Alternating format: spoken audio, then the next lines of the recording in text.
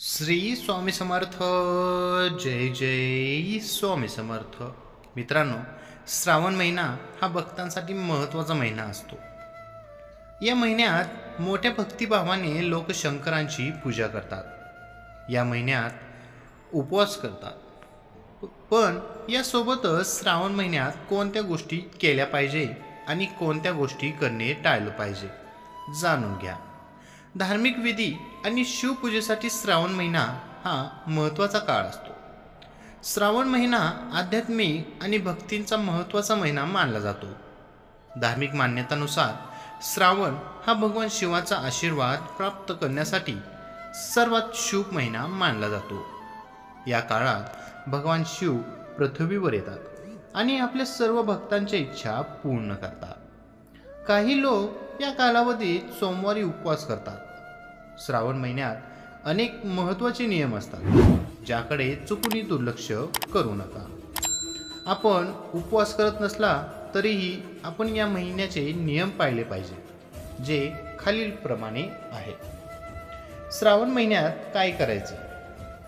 सकाळी लवकर उठणे, मंदिराची रोज स्वच्छता करणे, शिव मंदिरात जाऊन भगवान शिवाला पाणी, दूध, साखर, तूप, दही आणि मध यांचा अभिषेक करावा.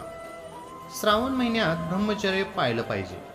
शक्य तितके पाणी पिऊन हायड्रेटेड राहणे, संतुलित आणि पौष्टिक आहार घेणे, शक्य तितके दान करणे, धार्मिक कार्यावर भर देणे, गरिबांना अन्नदान करणे. श्रावण महिन्यात काय करू नये? तामसिक अन्न, मांस, अंडी, लसूण आणि कांदा खाणे टाळायला हवं. या महिन्यात चुकूनही दारूचे सेवन करू नये. दूध पिणे टाळावे. पॅकेज असलेल्या वस्तूंचे सेवन टाळायला हवे. कोणाशीही गैरवर्तन करणे टाळायचं आहे. कोणाबद्दलही वाईट बोलू नये. सूडबुद्धीच्या गोष्टींपासून दूर राहणे. शिवपूजेत हळदीचा समावेश करू नये. भगवान शंकराला केतकीचे फूल अर्पण करणे टाळायला हवे. श्रावण महिन्यात जर वरील गोष्टी पाळल्या नाही तर लक्ष्मी देवी नाराज होऊ शकते. श्री स्वामी समर्थ. जय जय स्वामी समर्थ.